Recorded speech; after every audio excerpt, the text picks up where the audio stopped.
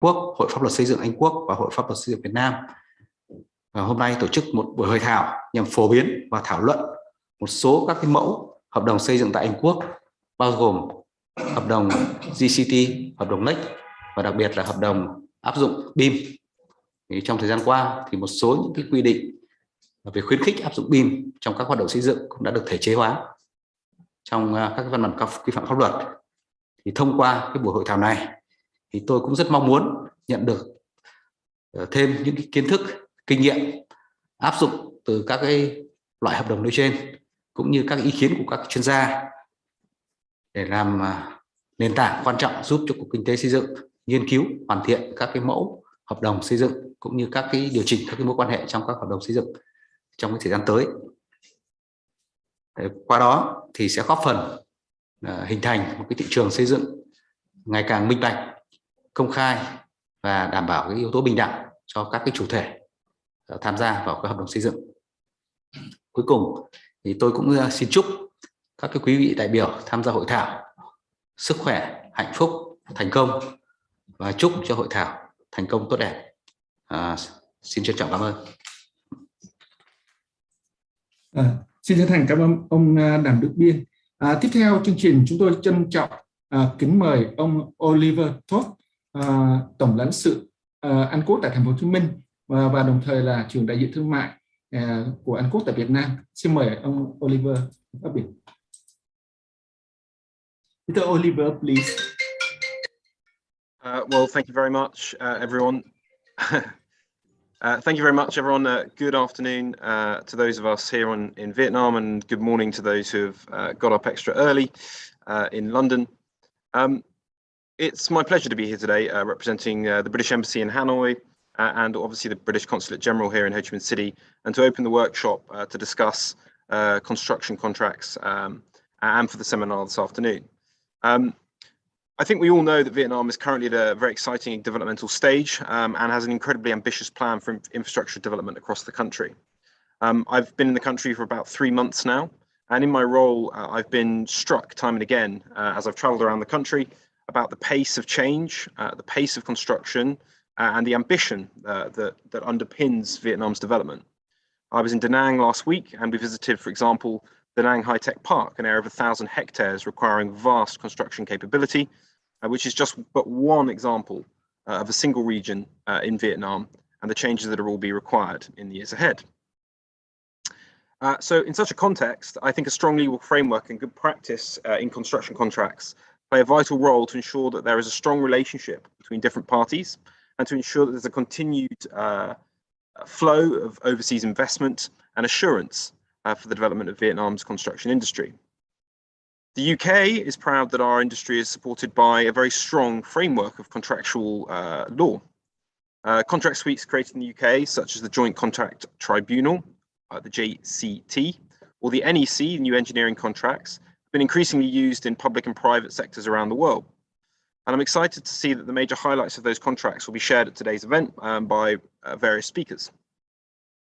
I believe that the best way to learn, in many cases, and I've seen this in other postings, for example, in my time in Iran, is to share good practice between different organizations, private and public, to inculcate or to create an environment of growth and learning for different sectors and industries.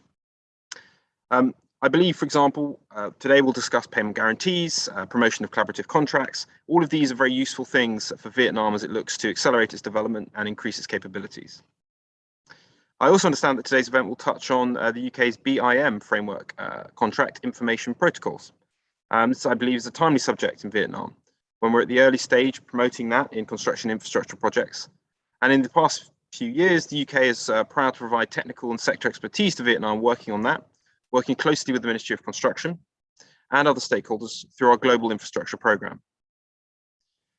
So for this afternoon, my short remarks, I confess I am not a construction expert, but I would like to express my sincere thanks to those here today, to the state agency, to the Ministry of Construction, and to the speakers dialing in from the UK to share their expertise.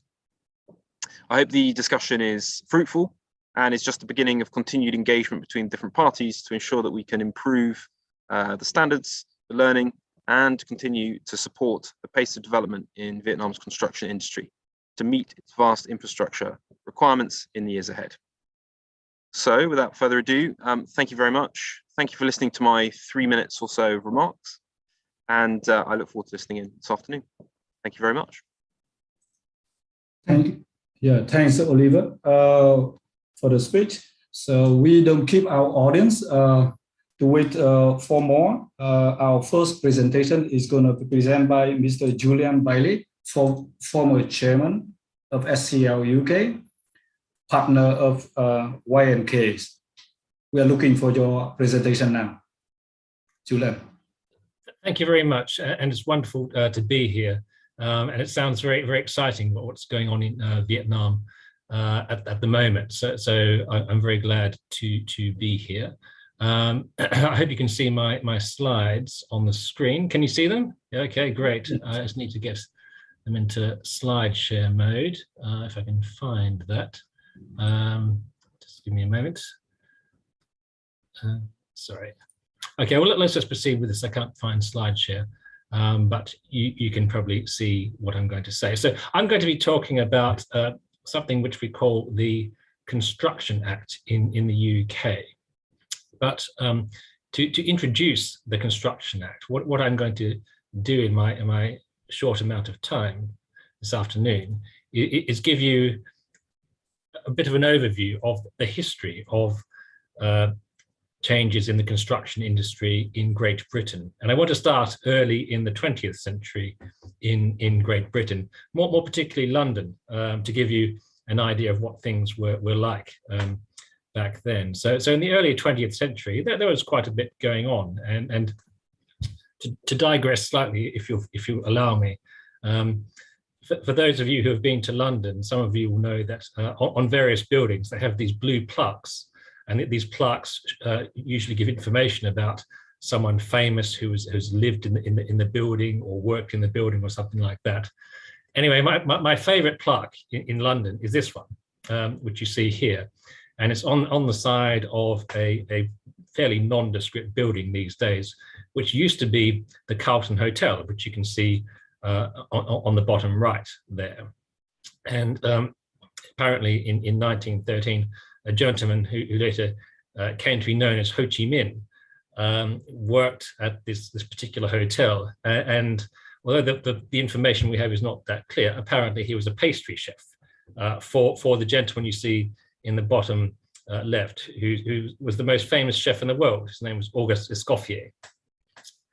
So Ho was here in London, living in this particular environment, and for the construction industry, what were things like? Well, things were quite different in the early 20th century, because, for example, there were few health and safety laws in relation to working on a construction site. So for example, you didn't need to wear a hard hat when you were on a construction site. And you can see someone here who isn't wearing a construction hat. That is Prime Minister Winston Churchill, who was laying some bricks. Laying bricks was one of his great hobbies. But he's not wearing a hard hat because there was no requirement to do so. Now, looking more particularly at construction contracts, at this time, contractors had no legal right to interim payments for payment as the work was being performed. There was no legal right to this unless their contract said they had a legal right to such payment. So that was different. And also, if there were disputes or issues that needed to be resolved, they would have to be resolved before a court, before a judge, or if arbitration was agreed, before an arbitrator. And this could be a very time-consuming and costly process for a contractor. So it wasn't necessarily a good situation for people performing construction work. Now let's go forward in the 20th century to the 1980s in Great Britain. So what had changed? Well, fortunately, health and safety laws had improved a lot. There were lots more of them. But even then, hard hats were only required to be worn on construction sites in 1989. That was when the law was changed. So that's relatively late. And at this time, contractors still didn't have the legal right to be paid on an interim basis for their work, unless their contract allowed them to claim money on an interim basis. But that was actually okay, because most construction contracts provided for contractors being paid on a regular basis, say a monthly basis or something like that. So that was probably fine. However, there was still a big problem, because the way that construction disputes were resolved was either through the court or through arbitration, if arbitration had been agreed. And both of these ways were now even more time-consuming and even more expensive than they had been in the early 20th century. So that wasn't a good thing. And then what happened in the 1990s, the late 1980s, early 1990s, there was in fact a recession, a recession generally in the economy, but also in the construction industry. And it's led to an increase in the number of insolvencies of businesses. And you can see here from this graphic that there's a real spike in the early to mid 1990s of insolvencies generally, but also for construction businesses. So there were these insolvencies happening, and people were asking, well, what are the causes of this, and what can we do to try to overcome this? And one of the ways of trying to tackle this was through the introduction of a statute. That's got a very long name, the Housing Grants, Construction and Regeneration Act 1996. Some people call it the Hugh Grant Act as a joke. But more commonly, we call it the Construction Act because it's much shorter to say that. And so that's what I want to talk to you about very, very briefly. So what in headline terms does this statute do? Well, it does two main things. The first one is to create a right on contractors and people who perform construction work or similar work to be paid for their work on an interim basis. So this is enshrined in a statute. They have a legal right to such payment. And that's a good thing because contractors do need to be paid on a regular basis. But it didn't actually represent overall a huge change to the construction landscape, because most construction contracts did provide for contractors being paid on a regular basis.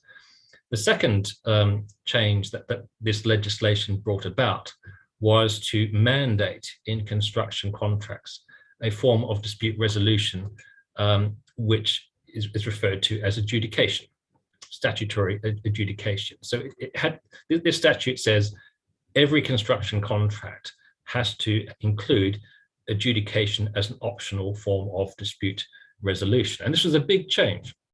This is the main impact of this act.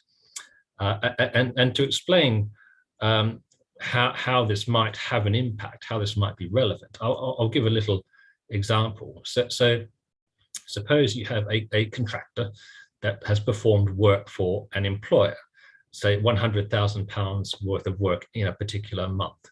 What happens? That the contractor completes the work, sends to the employer an interim payment claim for £100,000. But then suppose that the employer refuses to pay this amount, or it disputes the contractor's entitlement to be paid that amount. What can the contractor do in this situation to get paid?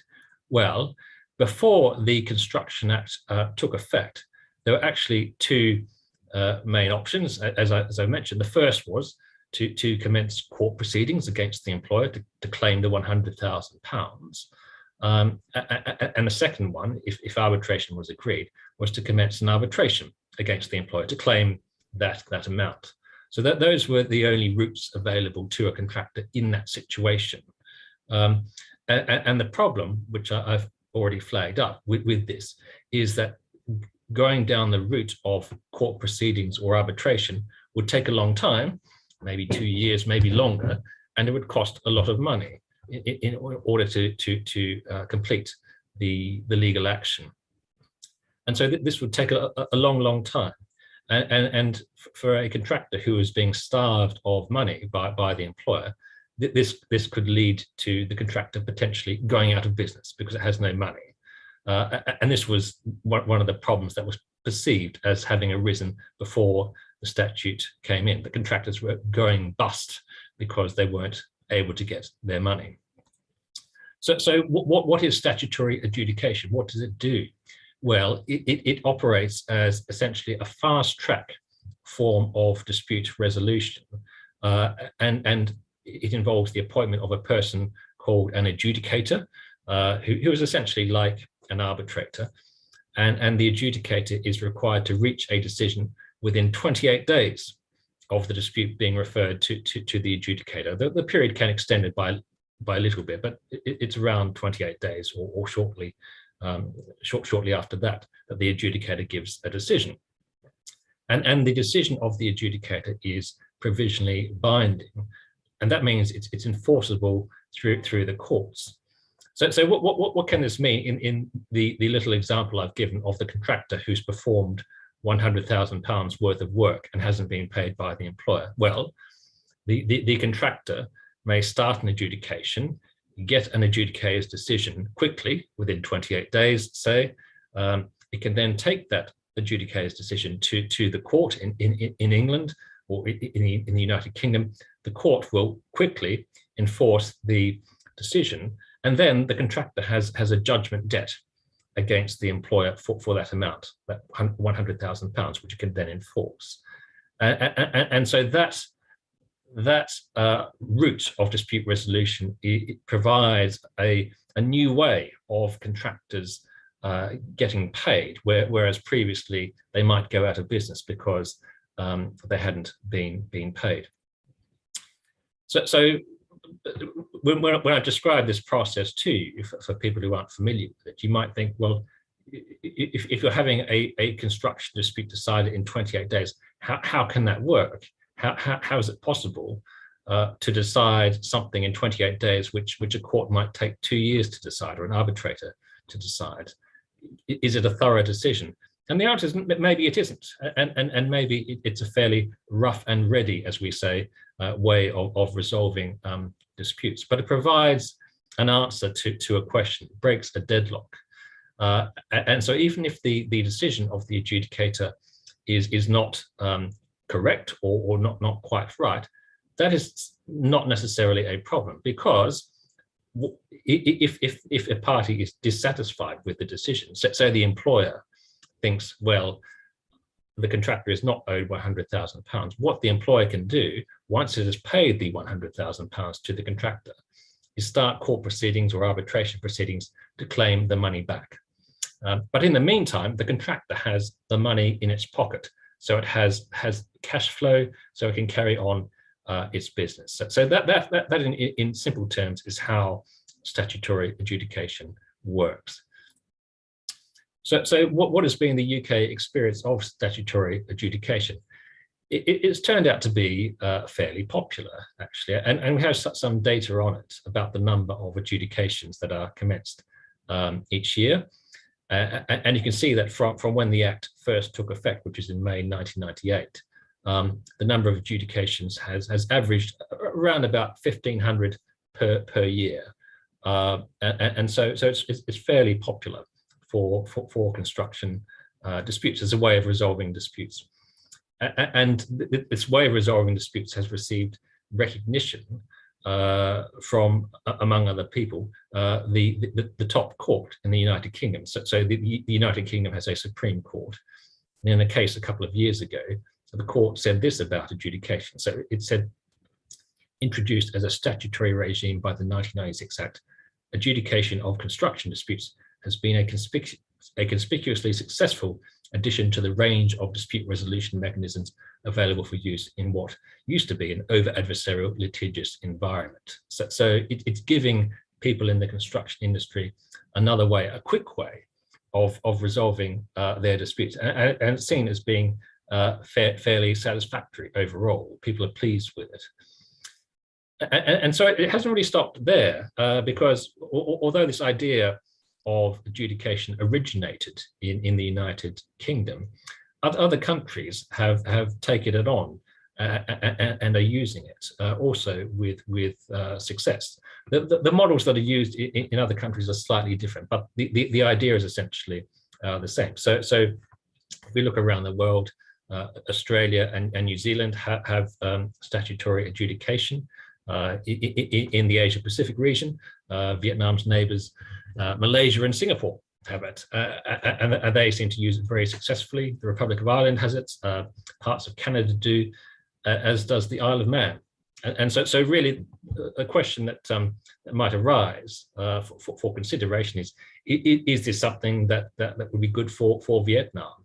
And my suggestion is it's definitely something that's worth looking at, worth considering, and I'd be delighted to discuss it further if there are people in Vietnam who would like to know more about adjudication. So I will end there. Thank you for your kind attention.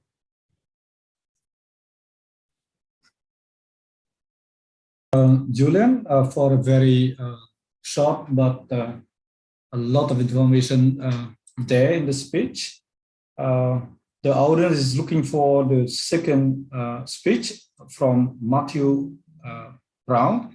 Mr. Matthew Brown is a Deputy Director of Outsourcing Program, Cabinet Office. We come back to you, Matthew. Morning, everybody. Hope you're all well. Thank you very much for inviting me along today.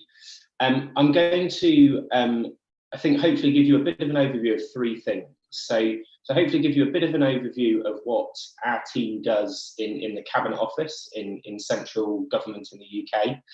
An overview of a document we published just over a year ago called the Construction Playbook. And then finally, give you a bit of an overview of how we're going about implementing that document in practice. Just firstly, to sort of start at the macro level. So we are a team that sits in the Cabinet Office in the UK government called the Sourcing Programme. And essentially, our team writes and implements commercial policy for the whole of UK government. So we have, over the past 3 or 4 years, written commercial best practice guidance that covers a number of sectors across the UK economy. So namely what we call our outsourcing sector, so the delivery of services by private companies in the UK, consultancy, construction, and we're soon to publish a similar document that covers the digital and data sector in the UK. As I say, all of these are focused on commercial policy and making sure that essentially we get the best value for money from the things that we choose to buy from the private sector, rather than delivering ourselves through the civil service.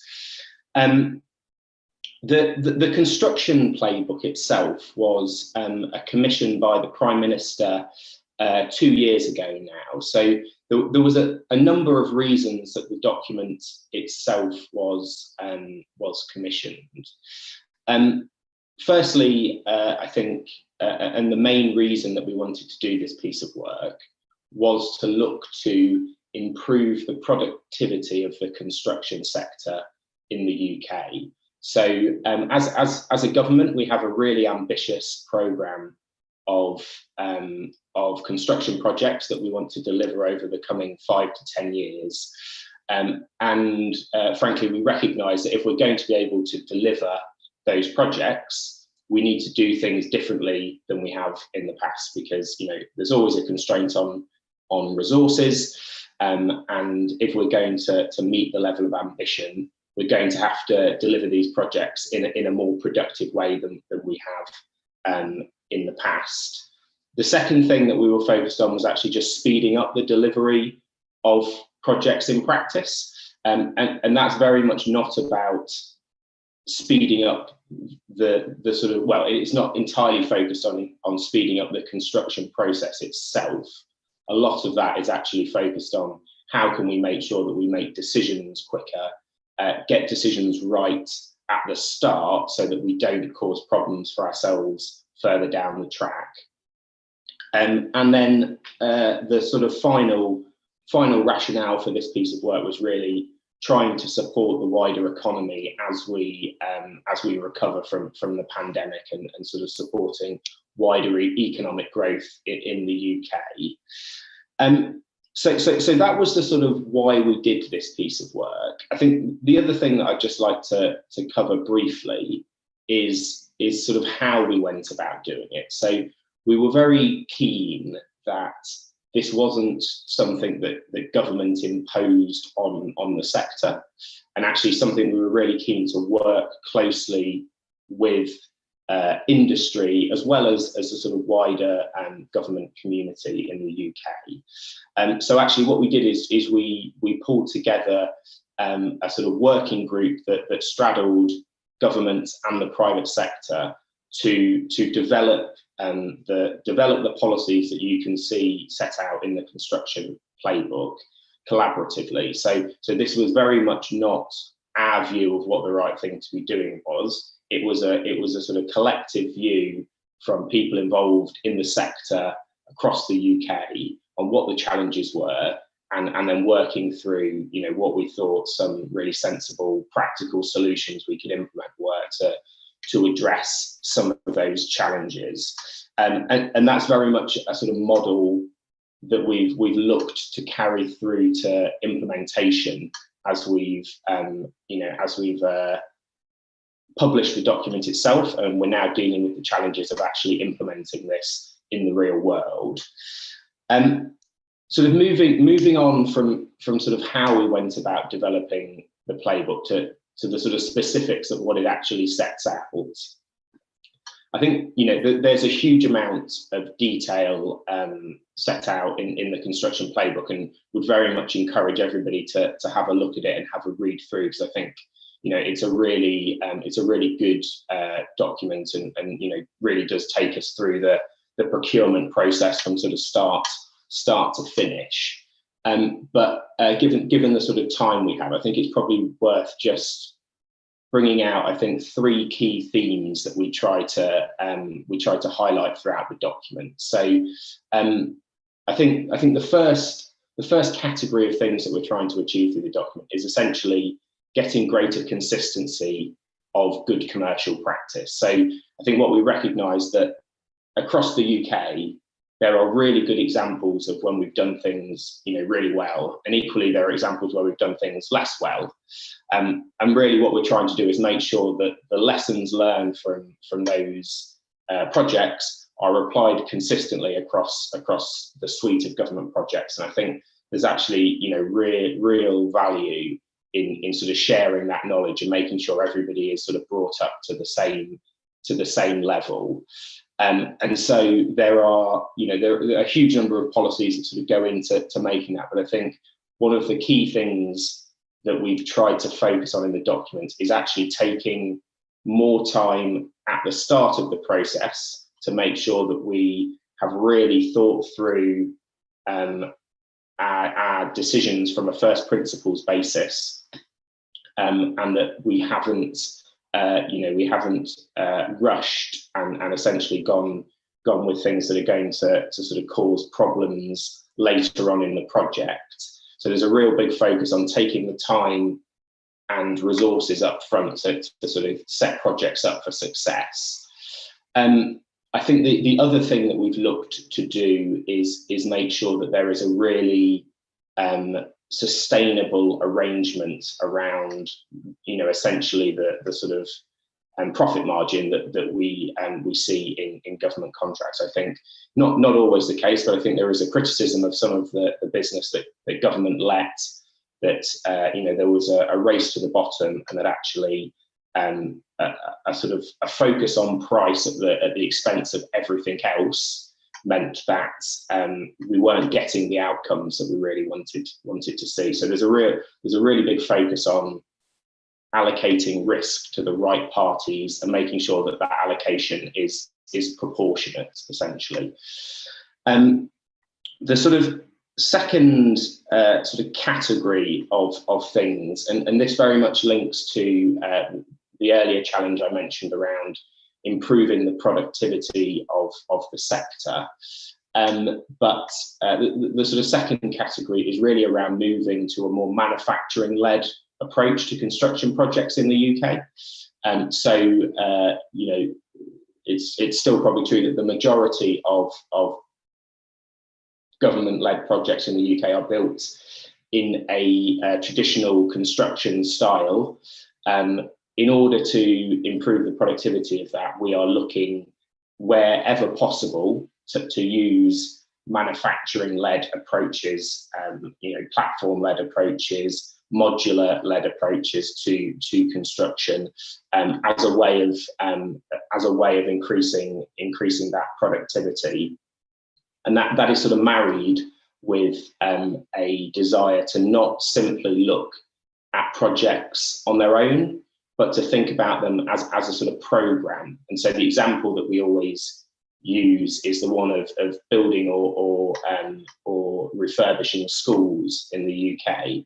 So rather than seeing those as hundreds of separate projects, to actually think about whether we can bundle those together and let them as a program of work over a number of years, which enables any firm that was to win that contract to learn the lessons of delivery and apply them in future projects, as well as just gain sort of economies of scale that come from having a sort of program-led approach rather than simply a sort of project-led approach.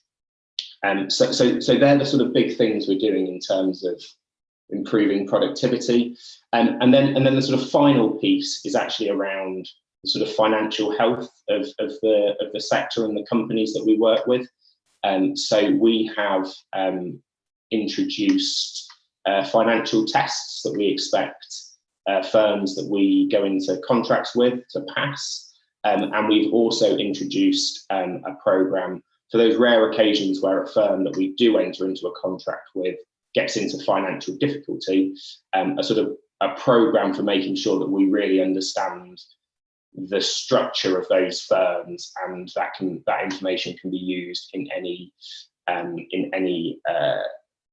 you know, if we were required to step in, for example. So there's a sort of final piece around sort of financial security and making sure that we can continue to deliver even if one of our suppliers was to get into financial difficulty. So that's sort of at a very high level what the document tries to achieve. But like I say, you know, I really would encourage people to have a read through. I think the sort of last bit I would add on that is that the document really encourages people to utilise the standard contracts that exist in the UK to do some of this stuff. So, you know, there is the JCT, the NEC and the FAC1 contracts that I think, you know, can help contracting authorities in the UK deliver these sort of outcomes in practice, and we're, you know, really keen to work with our, you know, departments in the UK on how they can go about doing that in practice, and that is a sort of policy that we really encourage in the playbook itself. And the sort of final thing I just wanted to touch on was how we're going about implementing all of this in practice. So we've obviously set out, you know, what we think is a really sensible vision for how we want to contract with the construction sector in the UK going forward. But actually, in some ways, that saying that we're going to do that is the easy bit, and actually doing it in practice is the hard bit. And it feels very much to us that, you know, it takes time for people to understand the requirements and you know, to be trained sufficiently to do this in practice. And so what we have done in the Cabinet Office is set up what we call an implementation team, which is essentially a team that is purely there to support contracting authorities and the rest of government to do this in practice. And so there's a number of things that we do offer them. So we have developed essentially a training program for all of our commercial people in government that takes them through sort of policy by policy, what's required of them and what they need to know in order to deliver this in practice. We also have a small central team of commercial experts who can essentially be moved into particularly high profile projects to actually help with some of the, the doing in practice and actually delivering some of these projects. And then the sort of final piece of that actually is then around a compliance regime, essentially. So for projects over a certain amount of money in the UK, they are required to come to the centre of government for spending approval and commercial approval. And so what we've done is we have added these requirements to that process. And so when a project wants to proceed, it needs to go through what we call our controls process, and it needs to set out as part of the case for going forward how it has complied with the policies set out in the construction playbook. And so hopefully we have a nice balance of sort of support to help people do this in practice, but also challenge to make sure that it happens in practice. And so they're the sort of two key strands of how we're taking this forward and making sure it isn't just something we say we're going to do, but doesn't actually happen in practice. It's something that really, we live and breathe and becomes part of a sort of culture change program in government in the UK. So, I mean, I think to sort of try and summarise all of that quickly, I think, and without talking for people in the construction sector in the UK, it feels like the sort of model we've adopted of both making sure we work closely with the sector in coming up with what our policies should be, and then recognising that this is not a quick fix and that you need to have a sort of enduring team that can help take this forward in practice,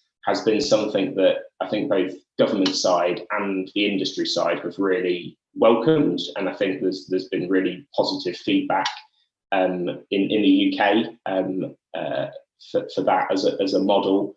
And I think it's definitely something that it would be worth considering, and happy to have any further follow-up talks if people would find that useful, and equally happy to take any questions on any of the stuff I've covered or anything that you think I haven't covered that you'll be interested in talking about. But I will pause there and hand back and see if there's any questions. But thank you very much.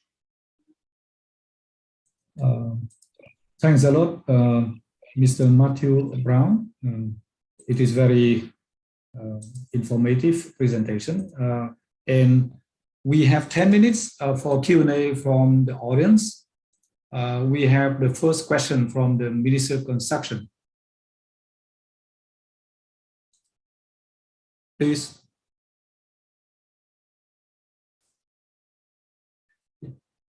Xin mời phía Bộ Xây dựng, Cục Kinh tế Xây dựng, các anh chị có ai đặt câu hỏi cho hai bài phát biểu đầu tiên không? Dạ, xin mời. Cả Viện Kinh tế Xây dựng nữa. Dạ, xin mời các anh chị.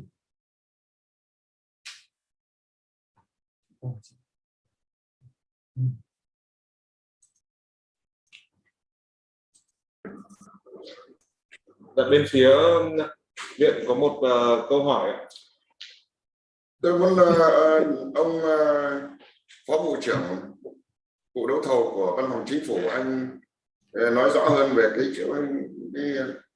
phạm vi áp dụng mà những cái văn bản, cái sách hướng dẫn, các cái tài liệu hướng dẫn của vụ đấu thầu đấy, thì cái phạm vi ứng dụng áp dụng như thế nào? Tức là cho các cái mua sắm của chính phủ thôi, mua sắm công thôi, hay là chung cho các cái hoạt động xây dựng chung trong nước Anh? Đấy là câu hỏi thứ nhất. Yeah, the first question is that the UK government deliver and accept the formal contracts that apply to the whole public procurement activities, and or for all activities in the UK. I mean, for other sectors as well, except the public sectors. First question. I'll have a go at that one. So the contracts I mentioned, the standard contracts I mentioned earlier, are construction focused. However, we have other standard contracts that cover other sectors in the UK. So the main other standard contract we use is called the Model Services Contract, and that is a sort of template for quite a wide range of sort of generic goods and services that we might look to buy in practice. It is not a sort of template you can use completely as it is. It needs to be tailored to the particular thing you're buying, but it is essentially a good starting point for any common good or service that we buy in the UK. Ông ấy trả lời là chính phủ Anh thì có sử dụng cái mẫu hợp đồng này. Cái câu hỏi của tôi không phải là như vậy. Cái câu hỏi của tôi là tôi muốn hỏi là những cái quy định của nước Anh như thế thì áp dụng cho các cái loại mua sắm dịch vụ sản phẩm thuộc cái nguồn vốn này, vốn của chính phủ hay là vốn của tất cả các doanh nghiệp, các cái thành phần kinh tế khác.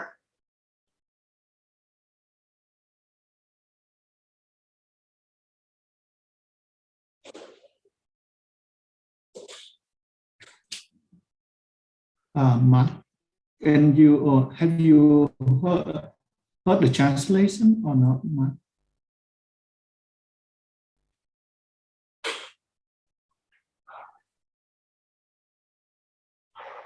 Hello, Mark. Have you heard the translation of the question or not? If not, I will translate for you. Sorry, no, I haven't had the translation. Okay. So the question is more on the applicability of the Construction Playbook in different type of procurement. Xin lỗi anh, có thể hỏi rõ hơn là áp dụng cho cái câu phần sau của anh là áp dụng cho cái gì ạ? Áp dụng cái quy định đó cho anh có thể nói lại thêm để em dịch. Tức là các cái tài liệu hướng dẫn của văn phòng của cái vụ đấu thầu của văn phòng chính phủ Anh ấy mà được soạn thảo và công bố như thế, phát hành như thế thì nó áp dụng cho các cái đối tượng mua sắm nào, mua sắm của chính phủ hay là mua sắm của tất cả các cái hoạt động mua sắm khác trong nước Anh. Cái nói khác đi, tức là nếu mà chỉ có dịch vụ không thôi hay là các cái dịch vụ mua sắm của các cái thành phần kinh tế khác nữa. Trung ơi, ý của anh bạn rất đơn giản là như này, tôi này luật hiện nay ở luật đấu thầu Việt Nam mình ấy thì chủ yếu là pháp luật đấu thầu nó sẽ ràng buộc cái mối quan hệ mua sắm công là chủ yếu. Thế còn thì ở bên Anh cái Framework 2020 như anh Matthew anh nói đấy thì cái nó có áp dụng cho cái đối tượng ngoài mua sắm công hay không? Hello Mark. The question is whether the Construction Playbook is applicable for non-public procurement, I mean the private procurement or not. So no. So the playbook only applies explicitly to public procurement. However, I mean it's quite interesting in some ways that what we've seen is off the back of the work we've done, the private sector is producing a document that is very similar, that sets out how they should deal with their own suppliers and supply chains. So while the document we published doesn't apply to the private sector, many of the principles that it outlines, I think suppliers are keen to see embedded in their private sector to private sector work. Okay. Vấn đề câu hỏi thứ hai ạ, thì những cái tài liệu ấy của văn phòng chính phủ soạn thảo ấy, thì đòi hỏi phải là cái cấp nào thì phê duyệt cái đó, quyết định cái đó, có cần phải các cái cấp khác nhau phê duyệt không, hay là cái văn phòng chính phủ có thể phê duyệt được? Regarding the approval of the Construction Playbook, whether it needs higher approval from the higher government level or only within the cabinet office only? No, so it is signed up to by every department in government. So we have a process for sort of writing round to each Ministry of State and getting their approval. And so it is a government-wide, a central government thing that we've all signed up to. Local government in the UK has a slightly separate regime, and so while they, I think, broadly would agree with the principles, it doesn't apply to local government, but it applies to everything in central government.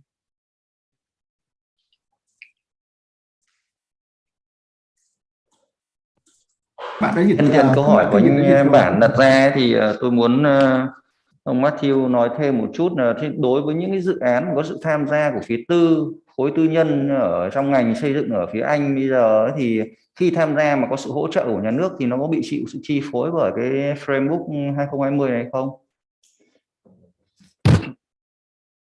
Câu hỏi của anh Thủy có liên quan thêm là công tư, đối tác công tư không ạ?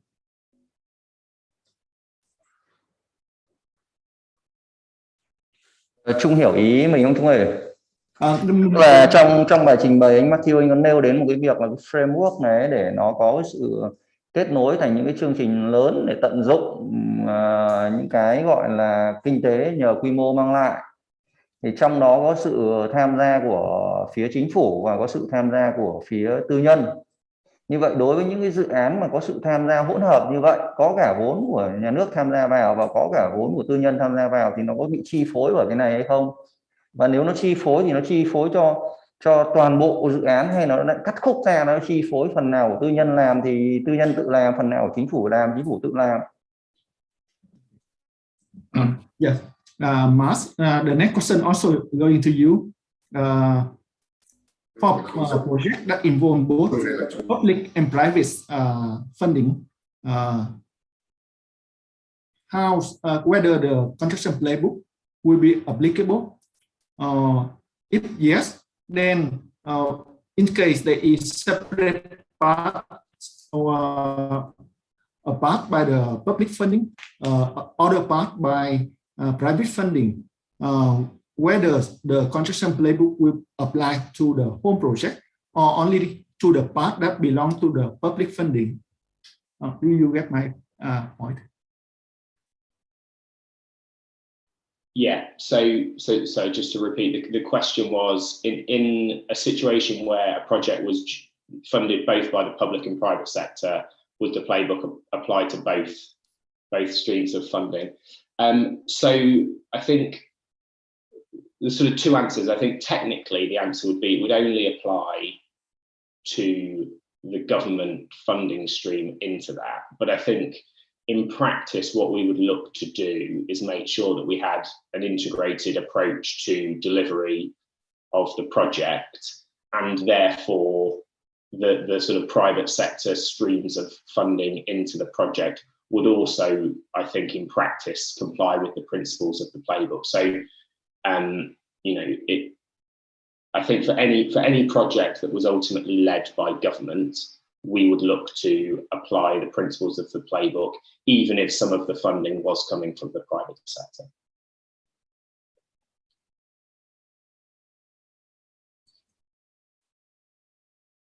We still have a session to take more question. Okay. Hỏi một câu liên quan đến cái vấn đề về xử lý tranh chấp trong hợp đồng xây dựng. Vừa rồi là chúng tôi cũng được nghe các ngài có nói về một số những nguyên tắc cơ bản trong cái xử lý tranh chấp về hợp đồng. Thế thì hiện nay là pháp luật Việt Nam ấy, thì cũng có nêu một số những cái nguyên tắc, những cái hình thức về xử lý tranh chấp, từ cái mức độ về, trước hết là các bên tự thỏa thuận, rồi là mức độ là ra trọng tài, rồi ra tòa án.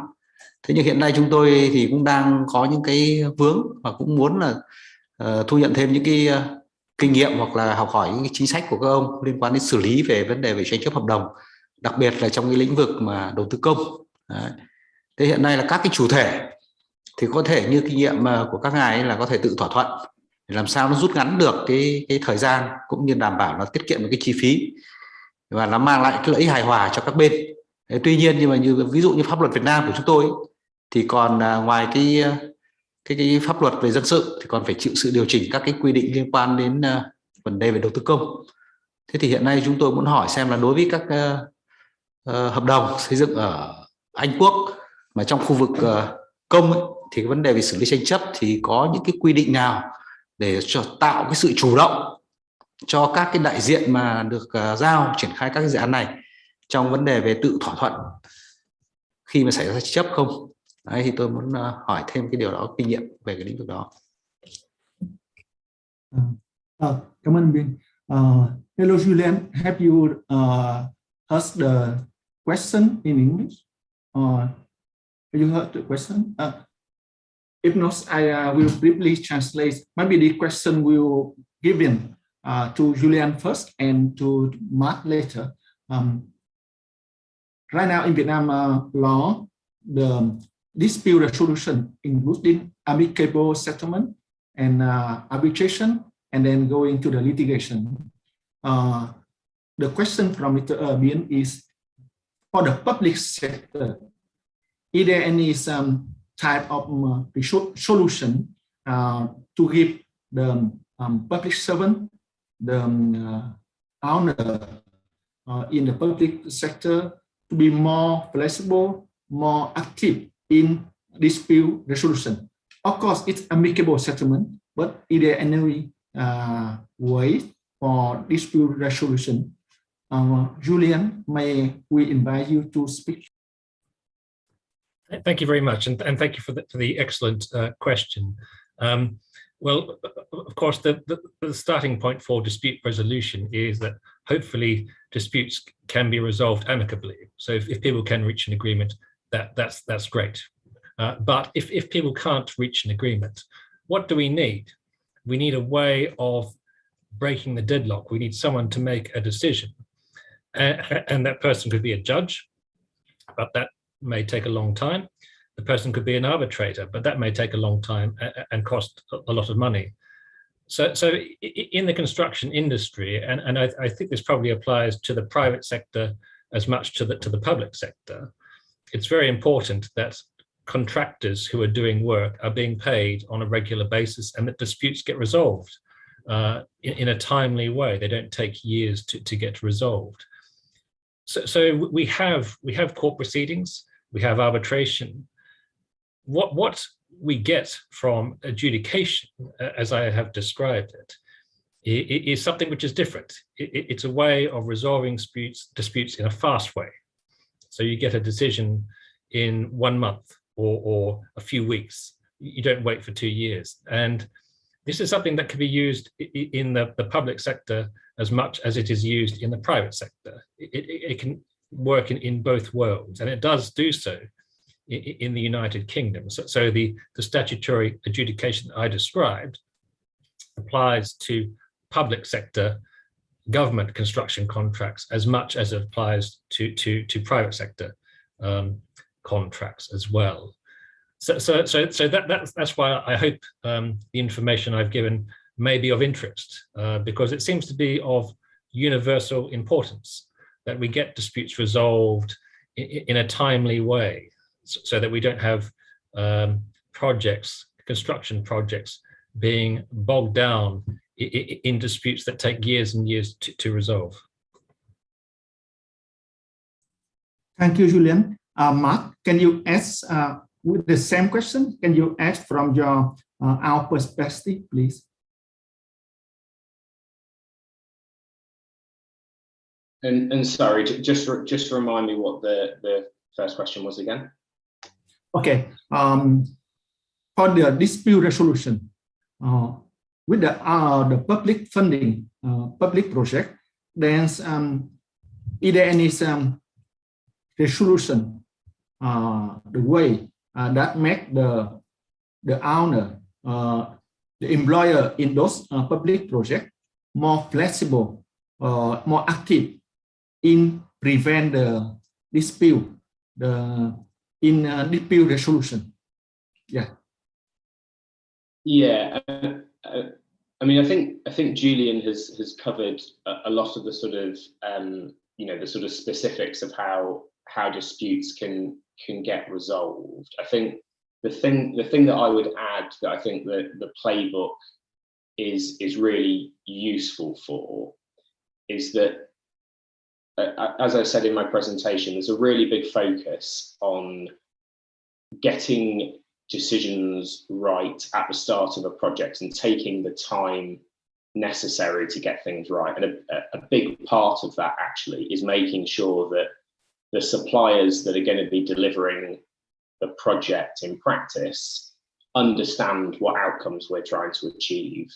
We're really clear up front on what the relationship is that we're going to have with them, what's expected of them.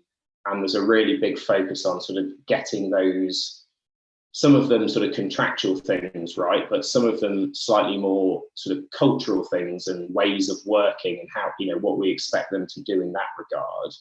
And I think that can be, you know, sort of quite a powerful way of actually avoiding disputes arising in the first place. Now, it's, you know, there will always be disputes that arise, but I think the more we can do actually to set projects up for success so that that doesn't happen, I think the better, and I think the playbook has a big focus on that.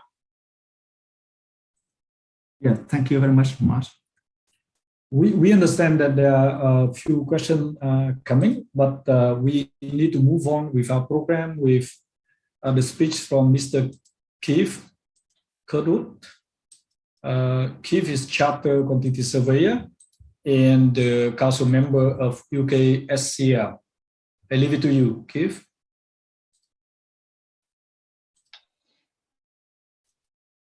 Good morning. Can you hear me? And I'll just try and get my slides up.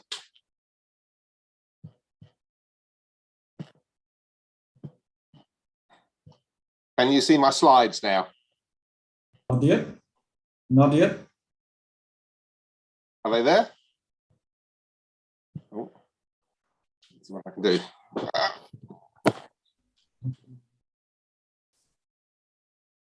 How about now?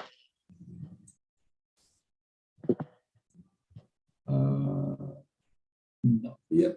I'll share it. Please put the share screen button in the very mid of Zoom screen. I've got it, yeah. Yes, okay, it's coming.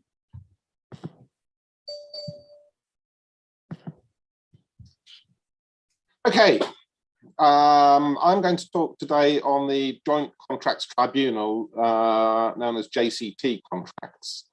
That's me. I'm getting on a bit now. I've got nearly 50 years experience in construction. I previously owned some international based construction consultancy businesses, Schofield Lothing, Bennington Green, Wolverhampton, Van Morrison Piper. I've been a non-executive director of the Driver Group and a commercial director of Christiani and Nielsen, who did some work in Vietnam many years ago. I've sat on the drafting panels for the SCL protocol on delay and disruption, and I've given evidence in the UK and internationally in adjudication, arbitration and litigation. And I've worked in probably 20 countries around the world now. So what is the Joint Contracts Tribunal? It was formed in 1931, about the same time as Ho Chi Minh was working in the restaurant in London. It was formed by the RIBA, the Royal Institute of British Architects, and the NFB, the National Federation of Builders, to produce a standard building contract that was balanced. It was originally known as the standard form of building contract, but it started to be referred to as the JCT in 1977. And in 1998, the JCT formed a specialist limited company to produce the forms backed by its membership. And currently it has a turnover of about £2 million a year and a balance sheet in excess of 8 million. So it's quite a wealthy organization. Its membership now includes the RIBA, the RICS, the British Property Federation, the Construction Federation, Local Government Association, the National Specialist Contractors Council, and the Scottish Building Contracts Committee. So it's quite representative of the construction industry in the UK. And the JCT now produce a suite of consistent documents to enable different forms of procurement that attempt to balance risk for the different forms of procurement. The latest version of the JCT is JCT 2016, but this is continually amended to reflect changes in UK legislation. So what is the JCT family of contracts? It consists of main contracts, subcontracts, subcontracts, design agreements, forms of tender, consultants agreements, supply of goods agreements, bonds and collateral warranties. There are some guidance notes. It has repair and maintenance contracts, adjudication agreements, and even weather reports to assist in construction. So if we're looking just at the main contract family, we have the standard building contract, which was effectively the original contract, the intermediate building contract, the minor works building contract, a design and build contract, a construction management contract, a management building contract, a framework contract, a major project contract, measured term contracts, prime contracts, and homeowners contracts. So it's a full spectrum of main contracts are supplied by the JCT. So when we get into the details of the standard contract comes in a variety of different forms as well. It comes with quantities, without quantities, with approximate quantities, with contractors design, with subcontractors design agreements, and with named subcontractors. So the RICS, the JCT actually published a suite of documents, and they're about £1,200 to buy all the documents that are published. So what are the JCT conditions? They're a set of standard off-the-shelf contracts that are available online and in hard copy, but you do pay for them. They are the most used contract in the United Kingdom. They're a building contract, so they weren't designed for use on civils or services contracts. The JCT focuses on liability and risk in what I would call the traditional way, but a lot of the legislative requirements in the JCT contract apply to UK law and would need considering if being used on the international scene. And they include things such as rights of third parties, VAT requirements, CDM, which is health and safety requirements, and the adjudication and payment requirements, which are specifically written to take account of the Housing Grants Act. So a quick look at the differences between the JCT, the NEC, and the FIDIC contract. As I said, the JCT is mainly or was designed for use with building contracts. The NEC contract requires and enables a more proactive and collaborative approach to managing the contract. And it's written in a less legalistic way. It can be used for both engineering and building contracts. The FIDIC contract is primarily an engineering contract that can be used for building works. It is written to accommodate international law and makes allowance for such things as currency payments or advanced mobilisation payments, which are not in the standard JCT. What type of contract is the JCT building contract? It's traditional, as I've said, and the employer provides the bill of quantities and specifies the quantity of the work. The contractor is paid on the basis of a lump sum with interim payments, so it's not a remeasurement contract. It allows for subcontracting with approval of the employer, and it can be used with something which is called a pre-construction agreement, again published by the RICS, which enables the works to commence before all the details of the contract have been agreed and finally signed. And it can be used with framework agreements where a number of projects will be let under the same overriding contract. And it is used in both the private and the public sectors. It's often in the UK demanded by the funders as well. They see it as a fair contract that they are prepared to lend funds on. There are two parts to the JCT contract. There are the articles and the conditions.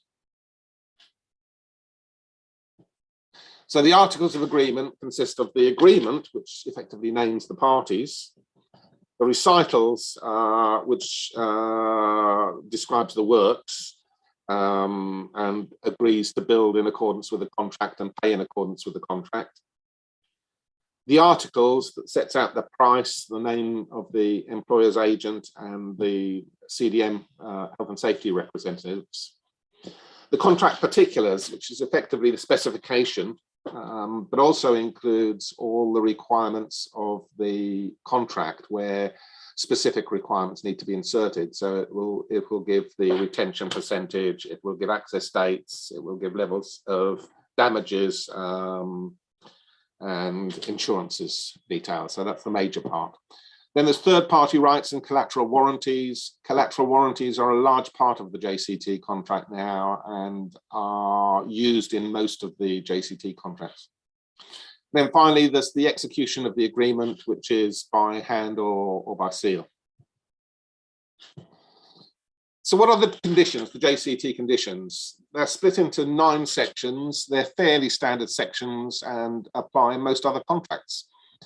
So section 1 is the definitions and interpretation. Section 2 is the carrying out of the works. Section 3, the control of the works. Section 4, everything you need to know about payment. Section 5 covers the variations. Section 6 covers injury, damage and insurance. Section 7 is assignment, third-party rights and collateral warranties. Section 8 is termination. And Section 9 is the settlement of disputes. So what are the contractors' obligations under the JCT? They're actually fairly simple. It's to carry out and complete the works in a proper workmanlike manner, to the required standard of workmanship, material and design, within the required time, so by the completion date or the adjusted completion date. It's to comply with instructions issued by the employer and to provide the insurances as required. I'm going to run through 1 or 2 of the sections just to give you some details of what the JCT covers. There is no standard obligation in the JCT to provide a program at all. In fact, the program isn't really mentioned in the JCT contract. The obligation under the JCT contract is to proceed regularly and diligently. The contractor must give notices of delays to progress, but unlike the NEC and FIDIC contracts, it's not noted as being a condition precedent. The employer must issue a non-completion certificate if the works are not completed, and liquidated damages will apply if the project is completed late. Looking at extensions of time. If and when it becomes reasonably apparent that the progress of the works is being or is likely to be delayed, the contractor shall give notice of the material circumstances, including the cause of delay. And again, no reference to program. The contractor must always use his best endeavours to prevent delay or further delay. And best endeavours is an interesting phraseology. It's a higher level of endeavours than reasonable endeavours. The employer is to review and assess as soon as possible, or as soon as he is able during the currency of the contract, and give a fair and reasonable extension of time. But when the works are over, the employer is to review the overall position in relation to EOT immediately following practical completion. Defects, where there is work or materials that do not comply with the contract standards, that is a defect. Before practical completion, the employer may instruct the removal, rectification, or may agree that the defects will remain. And post-practical completion, the employer must instruct during the rectification period and/or issue a schedule of defects up to 14 days after the expiry of the rectification period, or the defects will remain.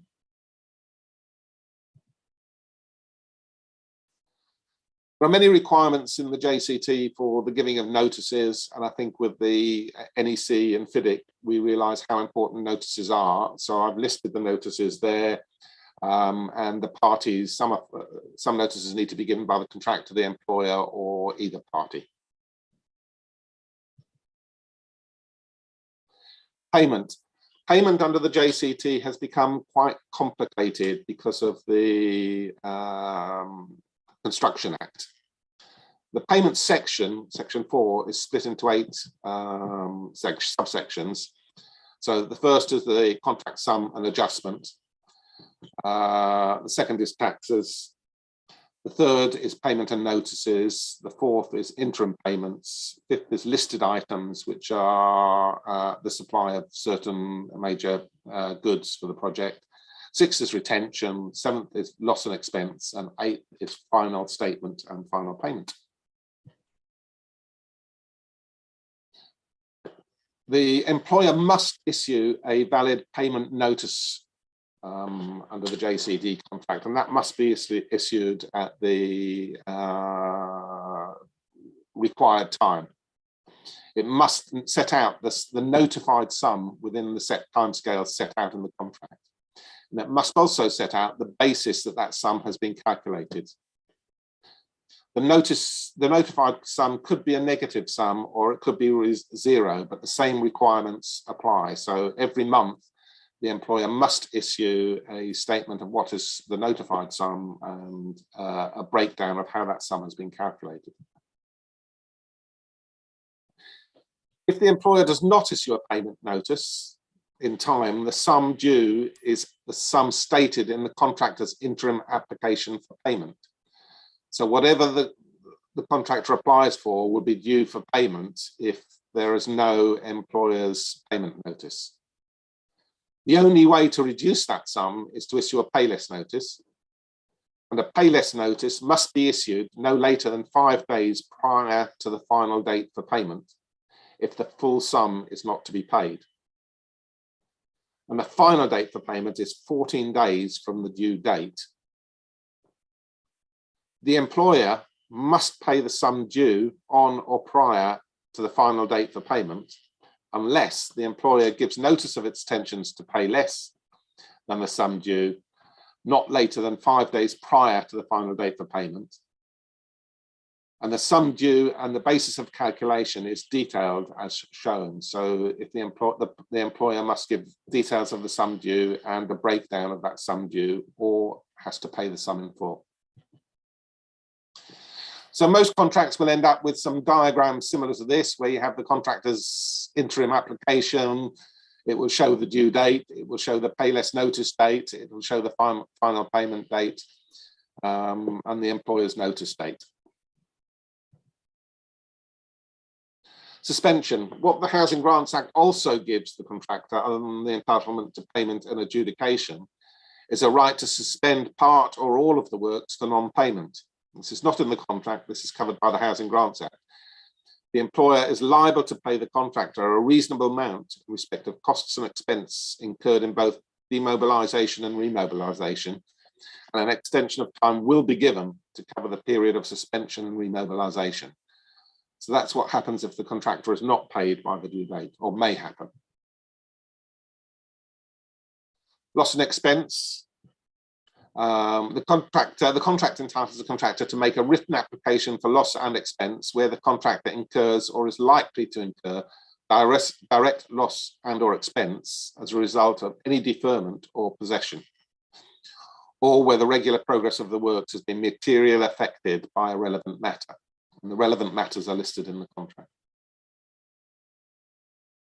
Variations. The alteration or modification of the design, quality or quantity of works will constitute a variation, and this includes the addition, omission or substitution of any work, the alteration of any materials or goods, the removal from the site of any work other than work not in accordance with the contract. Hang on with variations. The imposition by the employer of any obligations or restrictions, or any addition to or alteration or omission from any of the obligations or restrictions that are imposed in the contract in regard to access to the site, limitations on working space, limitations on working hours, or the execution or completion of the works in a specific order. So they will all constitute variations under the contract. How are the variations valued? They're either valued by agreement between the employer and the contractor, or they fall back on a traditional valuation basis based on value valuation rules, which is measurable work at measurable rates, or if the work is not covered by the BOQ on a day work basis. Collateral warranties, as I said, and bonds are used a lot on JCT contractors in the UK. They support the primary contract, providing third-party rights to claim direct. So they're used by funders, employers, and tenants in particular, and will go with the main contractor. So the main contractor will have a contract effectively with the funder, the employer, and the tenants. But they're also used with major subcontractors, so that in the event of a problem at the future, the tenants or the funders or the employers may go direct to the subcontractors or the main contract to recover their losses. The settlement of disputes, there are three settlement of disputes methods in the JCT. There's mediation, there's adjudication, which follows the statutory right in the UK and has been written in terms of the Housing Grants Act. And there is arbitration. There is no litigation under the standard JCT contract. It's either mediation, adjudication, or arbitration. And that's it. Yeah, thank you very much, Kate. Yes, and then now we would like to invite Robert to continue with the, how to say, an NEC contract. Yeah, we are some late in ours. So thank you very much. Rob, can you be online? Yep, I'm here. Okay. Try and share the presentation. How long have I got, Trung? You want me to do it a bit quicker? Catch back up? Yeah, okay, thank you very much. That was a yes. Okay, cool. I can do that. I can try that anyway, can't I? Okay, so welcome from me. Great privilege to engage with you guys in Vietnam. I'm currently based in Hong Kong, full-time here, and have been for 2 years, on and off to Hong Kong for 20 years. And of course, we've spent a bit of time in Vietnam before COVID. So very hopeful that Vietnam looks to embrace a very different way of working. And I think that's what you get with NEC contracts. So I pledge my allegiance to them. I think they are, of course, the most superior form of contract written ever. However, it's just a contract. It's just words, isn't it? It's just words in a contract. What I love about it is that they challenge the norm, and they should hopefully inspire people to create better outcomes. And I love the challenge of the norm. We heard earlier about how, frankly, you know, from all the studies I've done, the poor contractor is constantly bashed over the head forever and a day with retentions and late payments, and we have disputes and all sorts of chaotic things that we've ever done. So we need to learn from that, and we need to reshape an industry that is less stressful, more meaningful, more profitable, with, of course, better results for clients. Clients want better assets, cheaper and quicker, and rightly so. Contractors want better cash flow, more profitability. We need to find a way of engaging with each other to achieve all of those things. So I am not going to say NEC will deliver that. NEC is an enabler. It's not the answer to everything. It's an enabler. You guys are the answer to everything. People are, you know, have the skills and the powers to do business in very different ways to that which they have done before. So what I intend to do is talk quickly about the history, development, and what we end up with as a contract. Why have I put a picture of a guy's face there? Because unfortunately, fairly recently, this guy who created NEC, Dr. Martin Barnes, passed away. So I owe him quite a lot, as do many in the world who embrace NEC contracts. That's a very sad thing. This person, Dr. Martin Barnes, also created the IM triangle, time, cost, quality, if you remember that, and civil engineering standard method of measurement, if you've used that as well. So an absolutely fantastic person. So here's what I'm going to work through reasonably quickly. It's not so new, this contract. I mean, when it first came out, it was called actually the New Engineering Contract. And Sir Michael Latham, bless him, another person we lost a few years ago, actually singled out the name and said, don't call it new, don't call it an engineering contract.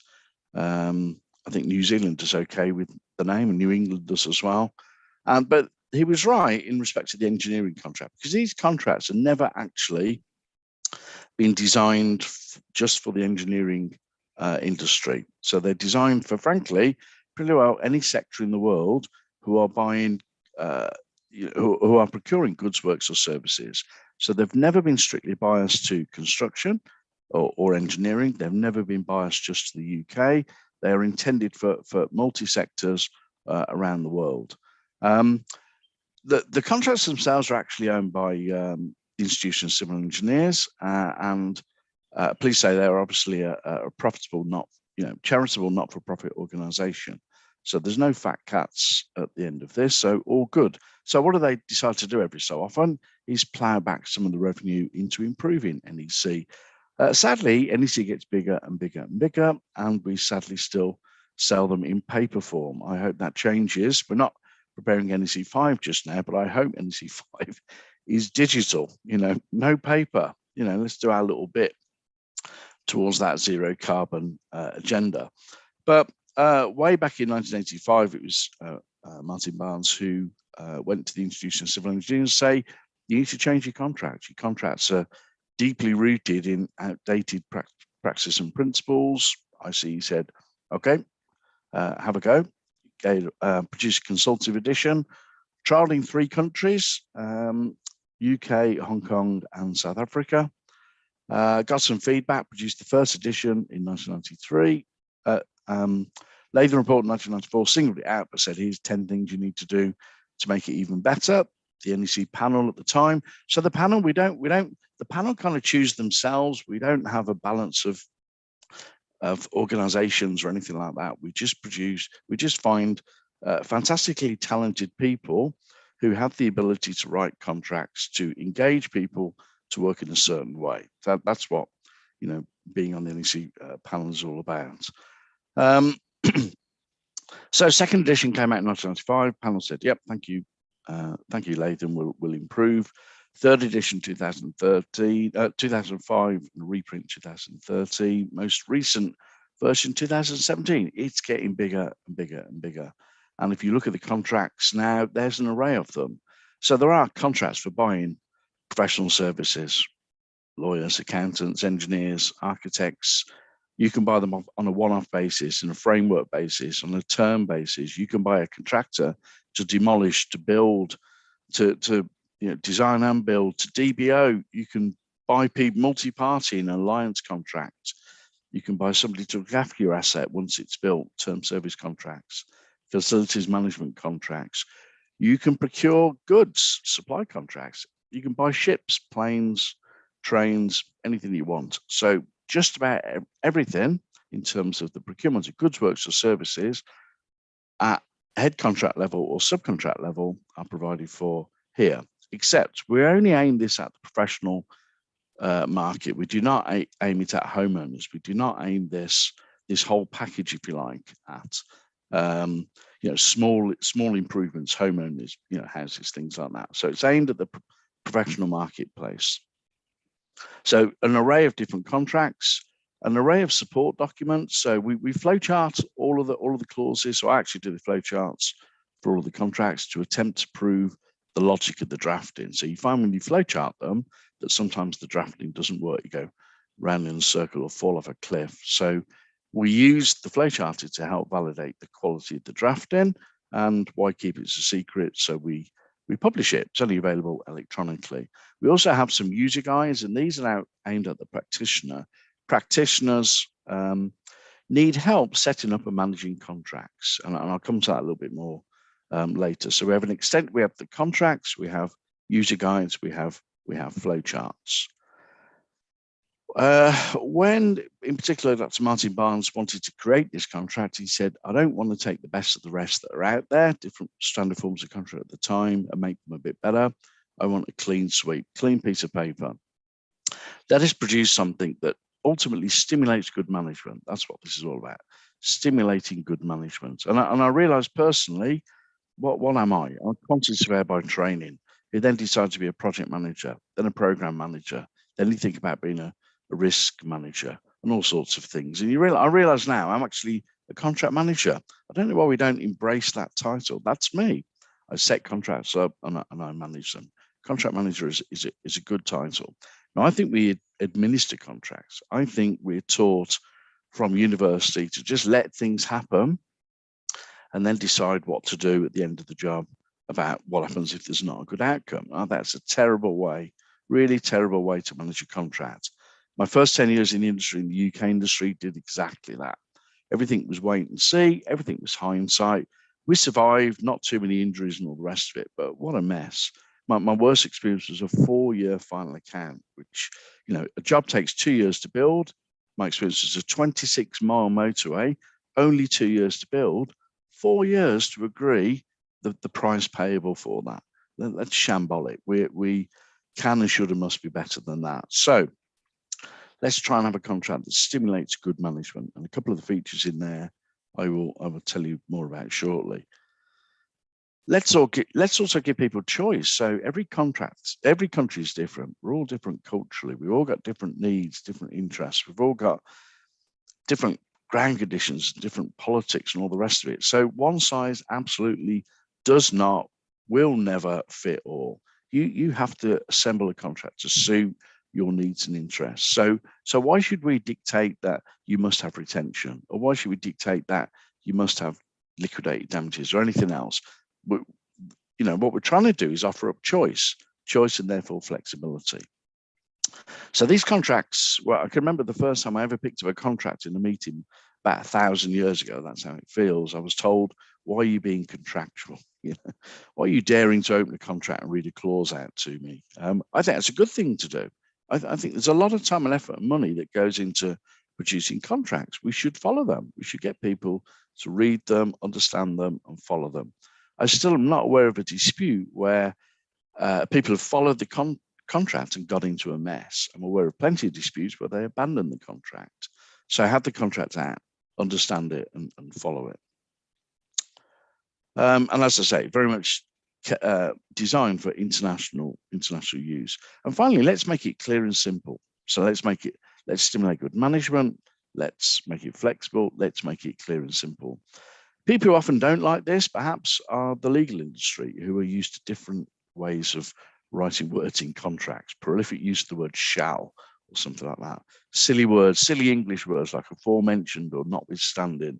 Pointless, utterly pointless words, and for the avoidance of doubt for the sake of clarity. So let's pitch this such that English is a person's second language, not their primary language. However, there are still some complicated bits. Termination. Very difficult to find a plain English word alternative to insolvency and things like that. But let's try and remove as best we can the subjectivity. Try not to use words like fair, reasonable, and opinion.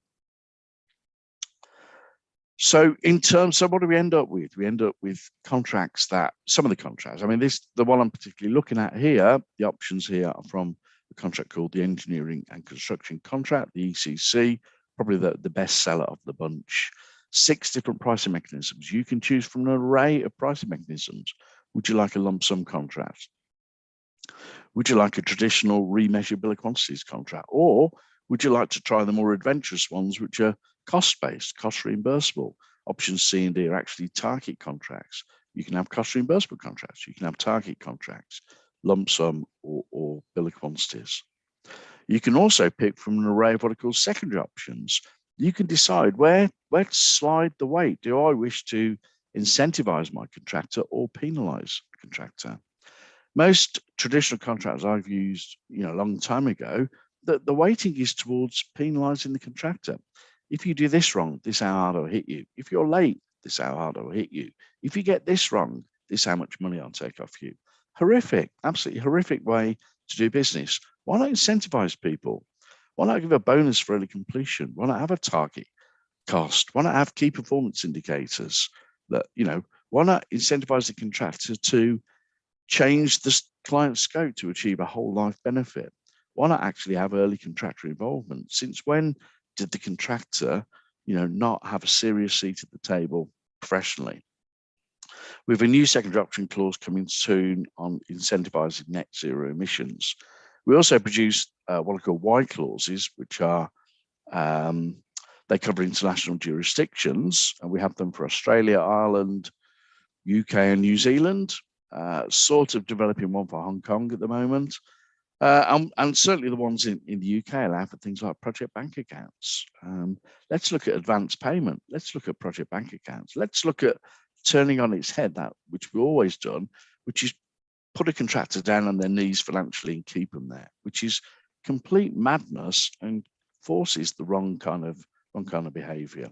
So why not set up a contract to incentivize rather than penalise? So some of the clauses we have, pretty simple English: act as stated in the contract, act in the spirit of mutual trust and cooperation. People still look at mutual trust and cooperation. What is that? It's pretty hard to sort of put in the palm of your hand and explain. But to me, there's a very close fit here with the word ethics. I mean, ethics, you have to act honestly, with integrity, and do your professional best at all time. And guess what? Every workplace expects you to act ethically. And guess what? Every professional body expects you to act ethically or will expunge you. So there's a tremendous synergy between the expectations of the workplace professionally and what this contract demands that you do. We have an early warning process, have done all the way back since, I don't know, when it was first written, 1985, 1986, something like that. It's not necessarily about sharing bad news. You can share good news. You can share threats as well as opportunities. But the earlier you know about an impending problem gives you the chance to actually fix it, to fix problems. So the contract is about, let's be solution focused. Let's not blame each other. Let's share problems. Let's share them as early as we can. Let's sit down like adults and try and work through them. Getting people to work like adults is difficult, very difficult. I'm also an accredited mediator. Where people tell the truth, pretty easy to sort a mediation out. Where people don't tell the truth, very difficult to sort it out. A program, fundamental, absolutely vital to the successful management of a contract, surely is a program. So it's quite onerous, it's pretty extensive provisions. There's a requirement for the contractor to keep a really quite detailed program and up to date at all times. But in that program are things the client needs to do, things the project manager and the supervisor needs to do, things that we need to do to help the contractor hit, their contractual obligations. An essential feature, not only in terms of, looking forward, but also thinking about, health and safety, things like that. A key management process. I've got the hurry up calls. I better hurry up, hadn't I? Management of change. I've pretty well done. I've got 2 minutes. Management of change. We call them conversation events. Strange thing, but variations, claims, things like that. We call them conversation events. What we want people to do is to, as quickly as possible after one of these things called a conversation event occurs, such as the scope is changed, agree the time and cost effects, and then move on. So we're trying to create a real-time approach to change management rather than park this until the end of the job. Businesses demand that. Modern day businesses demand these things. So in summary, my last slide very quickly, this is very different. It's a very, very different in style and content to traditional forms, but you watch the emergence of traditional forms to the NEC style. Amazing over time, very amazing. Very readable, very understandable. Societies have changed. Our traditional contracts, a lot of them are rooted around about the 1940s, 50s. No such thing as project management then. We need to do differently in a different way. Stop focusing on failure. Challenge the organization you're about to work with. Find out what their policies are, their true policies. Find out their payment records of subcontractors and suppliers. Find out just how good the contractor is and the contractor. Find out just how good the client is, their payment records, their professional staff. Clients need to change. Clients need to become intelligent. My talk isn't about bashing contractors. It's about bashing everybody. Everybody needs to step up and change and improve. So use the contract. I said this at the start. Get people doing more of the right things. Get people focusing on the needs and interests of the parties of the contract and working together to achieve those needs and interests. Be collaborative, be ethical. People are brilliant. By and large, most people are brilliant. So we need to create the right environment to allow people to flourish and be absolutely as brilliant as they can. Take contract management as seriously as you can. Read and learn and understand the contract. We do things like accreditation now to improve the competence and ability of project managers. believe in your people, invest in them, change your processes, try and create those better outcomes, and keep away from conflict. You know, if you must appoint me as a mediator, but I don't even want that. Learn how to professionally negotiate. Get rid of conflicts, sort them out at source. Otherwise, Trung will be very happy to act as an arbitrator for you. One quick slide, you'll get the printout of these, but if there's any professional bodies out there or government departments who wish to join our users group, we have a free affiliate membership. Fill your boots. How do you get to that? Ask me or Trung is my email address. You know Trung's details. We'll be happy to help you. Look at challenging yourself to create some better outcomes. Thank you. Hope that was okay, Trung. Thanks, Rob. Thanks a lot for your presentation. And I think that we are excited to go on the final presentation from Miss May Winfield from Bureau Happle. I leave it to you, May. Thank you very much. I'm just going to share my screen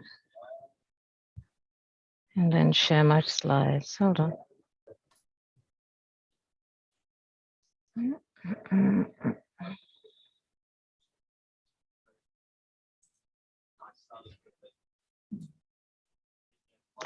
So hopefully you can all see that. Let me know if you can't. I'm going to talk to you about the information protocol and the UK Bim framework. Sure, the slides up. So my name is May Winfield. I'm the Global Director of Commercial Legal and Digital Risk at Buro Happold. Buro Happold's an international engineering company. I've been a lawyer for a very long time, and most of that I've been specializing in BIM and construction technology. I led the drafting of the two documents I'm going to be talking about, the information protocols. And I've also been involved in writing the guidance for the ISO 19650, the international standards. But just a reminder of what I'm talking about. So in 2011, the UK government mandated the use of BIM, and they gave 5 years for the industry to get on board and implement it. To help, they created the PAS 1192 suite of standards. Later on, in about 2019, 2020, those were used as a basis to have an international standards, the ISO 19650. And those have been implemented worldwide. The trouble we noticed, though, is that everyone was implementing them in different ways. So you had contracts which just said, do some BIM, or it said, comply with the standards, or comply with the ISO 19650. That is very problematic because the international standards are necessarily drafted very widely. They are meant to apply to different types of contracts, meant to apply to contracts, whether in the UK, in Vietnam, in Australia. So you needed a bit more contract certainty. As a result, there's the UK Bim framework, and there'll be some links at the end. The UK Bim framework is really the overarching approach on how to implement BIM in the UK, but I'd say it can be used as a wider guidance. If you go onto the website, you'll see there's a whole set of guidance notes on how to use BIM. There's what the things mean, as well as guidance for the ISO 19650 framework. And there's really simple guidance for those who are in senior management. They don't need to know the detail. There's also ones which are very, very technical for those actually implementing the process. There's also standard documents. And the UK government has recently mandated and endorsed the use of the UK BIM framework. In the Construction Playbook, which I believe you heard about earlier, which is the UK's government's document on how we can build back better, it explained about embedding the UK BIM framework and digital twins and how this improves the performance, sustainability, value for money. There's so many different benefits of using BIM, and the idea of the framework is to help people and give support in that area. As I mentioned, there is information protocols. So these are, to put it simply, contract document. So you say you want to use BIM, you want to use the international standards. How do you do that? This is a schedule, a standard form schedule that you should be able to put into your contract, let's say Schedule 1, and you can put that into all the different contracts for a particular project. There's one protocol for all stages. So regardless who you are, whether you are the main contractor, whether you're the consultant, whether you're the subcontractor, you can all use the same document. This is aimed at minimizing the confusion that people can have by having to change things. We're very conscious that a lot of lawyers worldwide are still getting used to BIM, getting used to technology.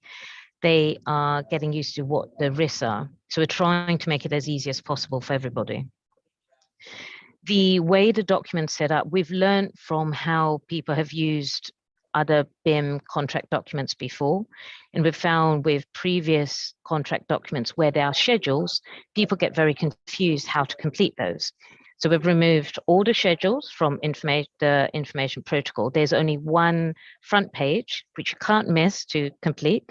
And it's a table of just listing all the parties, what the project name is, and then all the relevant documents of BIM. So things like the BIM execution plan, the client or employer's requirements, and all of those. And it just says, where are those located? And you can fill that in later on as the project goes on. And the idea is just so that everyone knows where to find a document, you know which version of the document you should be referring to.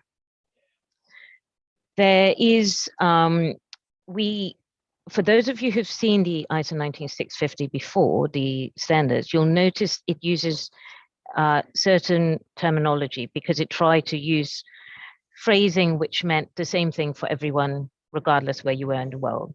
So there's the appointing party, who's a client or the employer.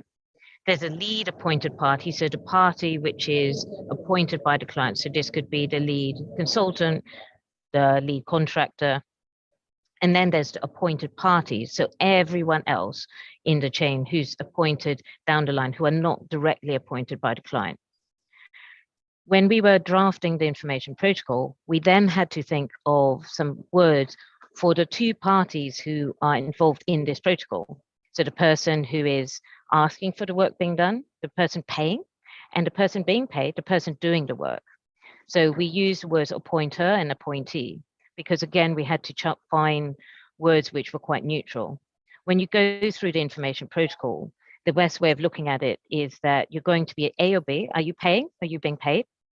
And then you'll also be either appointing party, lead appointed party, appointed party. And then you only have to care about those bits which mention you. It is appointment agnostic. So that means it's good for any types of contract, whether standard form, bespoke, whether it's the JCT contract, the NEC. The NEC has produced some guidance notes on how to put it into an NEC contract. The JCT in 2019, we drafted some guidance notes as well on how to use the protocol with a JCT contract, but you can also use it for your bespoke contracts as well. Where you have a multi-party contract, so lots of different parties in one contract, you can still use it. There's just in the guidance we've produced, which you can find on the UK Bim Framework website, there's just one very basic clause to put in your contract to explain how it applies to everybody. Just a bit of a reminder, these protocols are templates. There may be times where you amend it a bit because for your particular project. You'll find on the UK BIM Framework website, there's two protocols, one for the design construction phase and one for the operation and maintenance phase. The reason why there's different ones is that the ISO 19650, the standards, have different requirements for the design construction phase as it does from the operational maintenance phase. So you know when you use the right one, you know you're complying with the standard.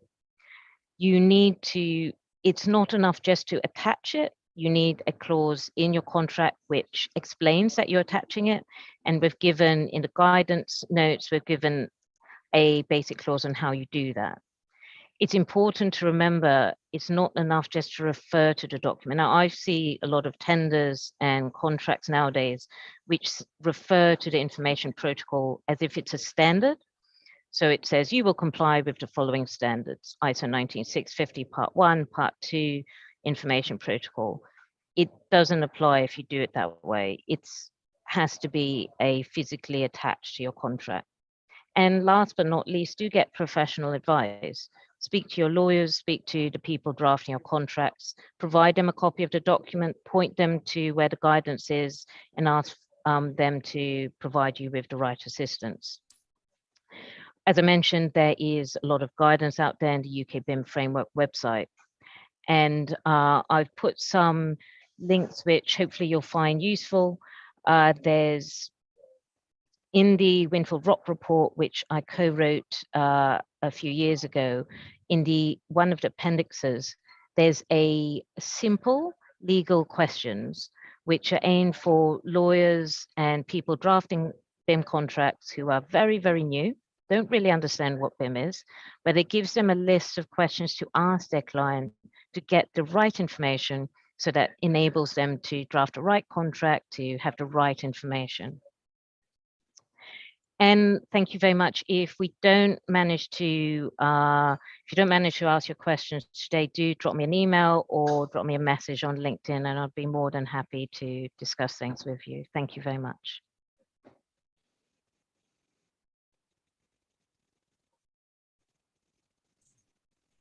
Thanks, May. Very short but informative presentation. To make it more effective, we would like to invite Mr. Phạm Văn Khang. Mr. Khang is a former Director General for Construction Economics Bureau of Ministry of Construction of Vietnam, and he's currently Vice Chairman of SEL Vietnam. Mr. Khang. Mike, can you remove stop sharing, please? Thank you. Yeah, sorry. Thanks, Yeah, Mike. done. Xin mời anh Khánh nhé. Khánh có đôi lời với. Xin chào tất cả các quý vị tham dự cái buổi hội thảo hôm nay. Trước hết là tôi xin lỗi là tôi tham dự hơi muộn, bởi vì cái thời gian ban đầu của hội thảo là tôi đang bay từ Hà Nội để vào Ninh Thuận để tôi công tác, và khi vào đến nơi thì tôi đã được nghe ý kiến trao đổi của các diễn giả. Thì về cá nhân của tôi thì tôi thấy rằng tôi rất là vui khi mà tôi được tiếp xúc với các cái quy định về quản lý hợp đồng xây dựng của Anh. Mà lần đầu tiên thì tôi được biết các thông tin về quản lý hợp đồng xây dựng của Anh thì cũng bắt đầu từ năm 2004, khi mà lúc đấy là tôi có con mà tôi sang du học ở Anh, và con đã mua cho tôi một cái cuốn Construction Law, và tôi đã tham khảo cái cuốn sách đó và về tôi phục vụ nhà nước Việt Nam để mà soạn thảo ra một cái nghị định đầu tiên có đầy đủ những cái nội dung, và các cái nội dung của nó cũng cơ bản phù hợp với cơ chế thị trường cũng như là hội nhập quốc tế, là cái nghị định số 48 năm 2010. Và cái nơi mà tôi tham khảo nhiều nhất là các quy định về hợp đồng xây dựng của Anh. Và sau khi nghị định ban hành ra đấy thì nó góp phần rất là tốt cho quản lý xây dựng các cái dự án ở Việt Nam. Bởi vì trước khi có nghị định 48 thì các cái tranh chấp hợp đồng, và đặc biệt là những cái giải thích cái trả lời của cơ quan quản lý nhà nước của chúng tôi, hồi đấy chúng tôi là cơ quan giúp Bộ Xây dựng về quản lý nhà nước về hợp đồng xây dựng, thì là rất nhiều. Nhưng mà sau một năm chúng tôi chính phủ ban hành cái nghị định 48 về quản lý hợp đồng xây dựng, thì những cái nội dung mà trước kia hỏi thì gần như là giảm được 7-80%, và đặc biệt là cái hiệu quả quản lý trong các dự án đầu tư xây dựng, mà nhất là các cái dự án công, sử dụng vốn công, thì nó rất là hiệu quả.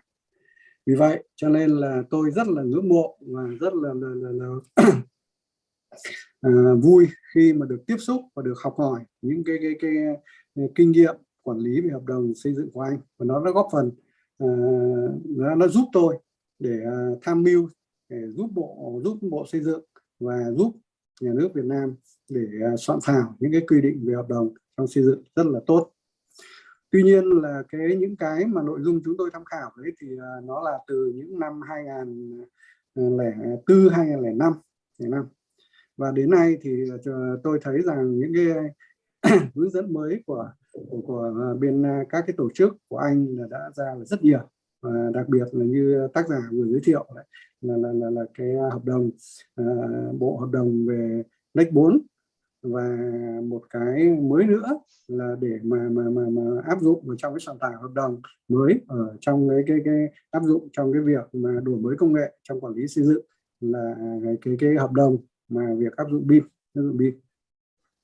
Vì vậy cho nên là tôi nghĩ rằng ở Việt Nam thì sắp tới thì cũng rất mong rằng phía Anh, đặc biệt là các nhà chuyên môn thì cũng cùng phối hợp với phía Việt Nam, và tôi mong muốn cái hội pháp luật của xây dựng này là sẽ làm cái cầu nối giữa để mà tham khảo các cái quy định của phía Anh Quốc và trao đổi để mà chúng ta vận dụng, rồi cũng như là kiến nghị cái chính phủ Việt Nam để có được những cái quản lý về hợp đồng xây dựng mà nó phù hợp với thực tiễn, và nó góp phần nâng cao năng suất, chất lượng và sức cạnh tranh của ngành xây dựng Việt Nam.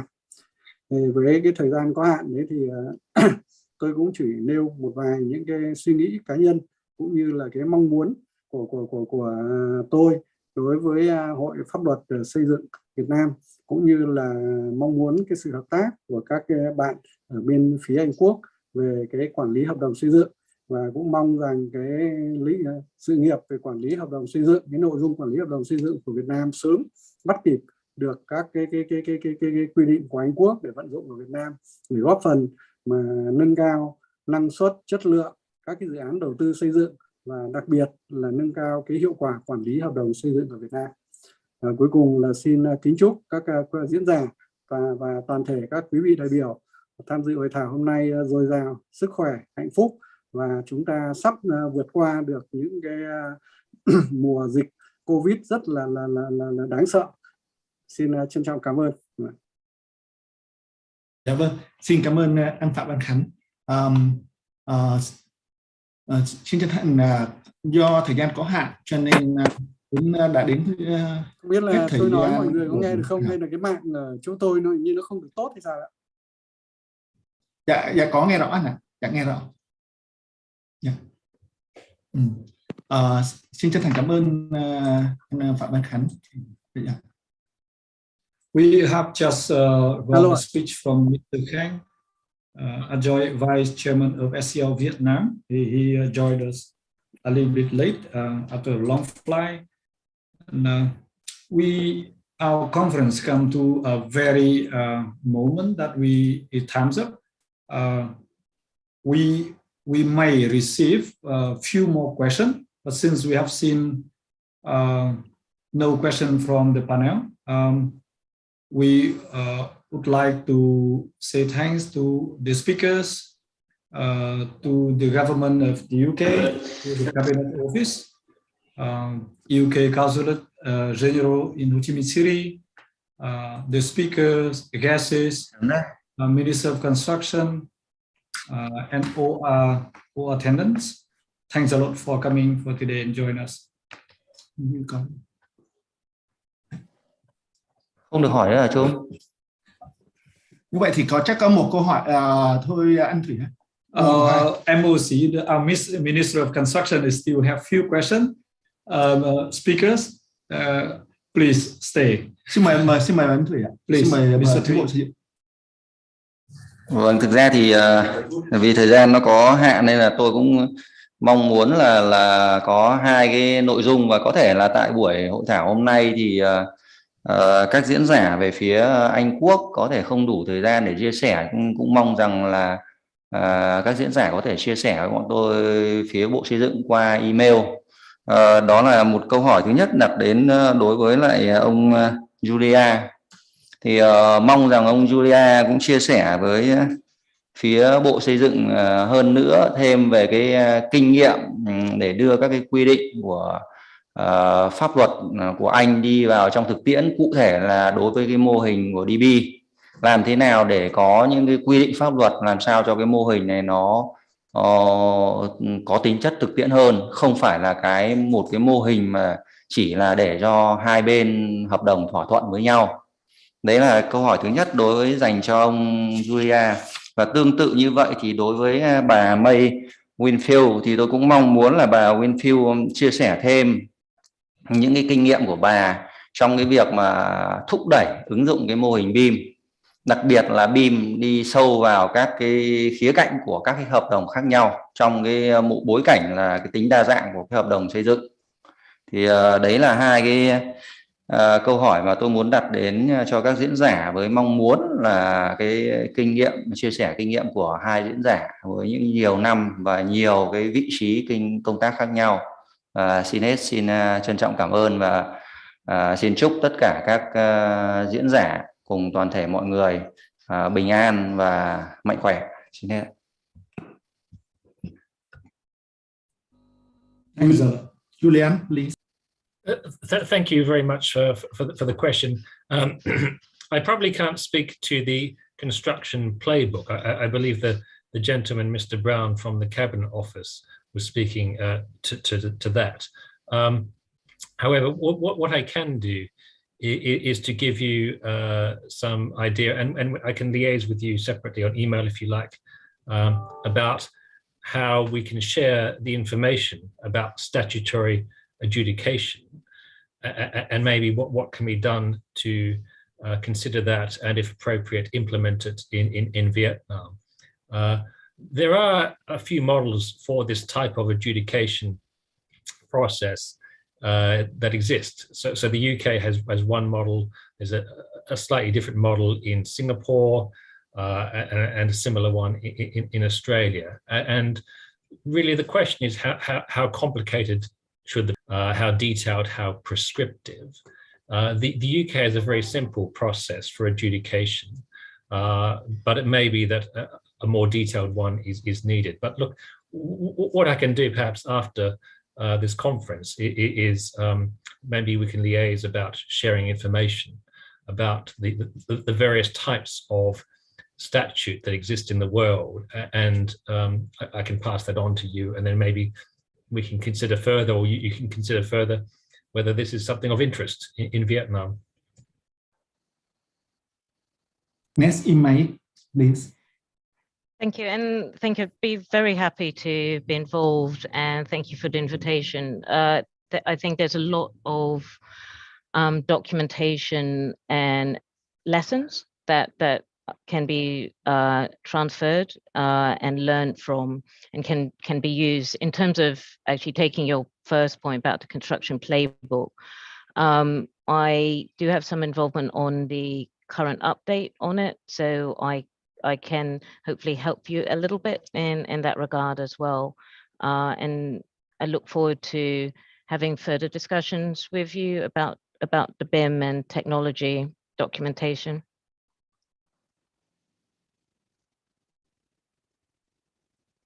Yeah, thank you. Dạ vâng, không rõ từ phía đầu của Bộ Xây dựng có còn thêm câu hỏi không ạ? Hết rồi Trung ạ, có lẽ là cứ theo tiến trình nhỉ. Dạ vâng. Dạ. Xin chân thành cảm ơn các quý vị đã tham dự đến cái điểm này. Chúng ta là coi như là lỗ 4 phút rồi. Thì xin chân thành cảm ơn từ phía Bộ Xây dựng, từ phía Đại sứ quán Anh, cũng như là các diễn giả và những người tham dự cùng chúng tôi trong suốt 2 tiếng đồng hồ qua. Thank you very much for all the speakers from the embassy, from the SCL, and all the speakers have support us to this one, NEC also. Yeah, thank you very much. We have come on time, and we would like to finish this one. But we just want to make you turn on your camera and have a nice picture together, please. Can you turn your camera, please? Also, Zhao, Nam, and everyone, we will go to have a nice picture fast. Okay. What? Cheers. Yeah, cheers. Okay. Thank you. Thank you very much. Okay. Thanks okay. A lot. Xin tạm biệt mọi người ạ. Xin chào. Xin chào. Thank you. Yeah. Thank you, everyone. Thank you. Thank you.